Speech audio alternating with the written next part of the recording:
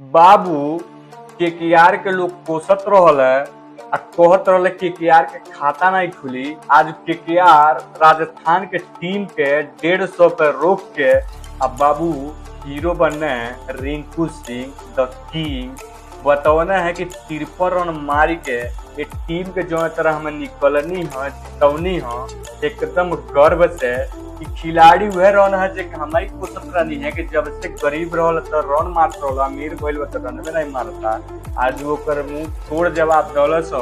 अब बतौलस हो कि हम रिंकू सिंह हई 2 साल पहले 5 गो छक्का आयार मैच के जिता के हम हीरो द किंग बननी है। और शाहरुख खान भैया एकदम दिल फुल खोस के रिंकू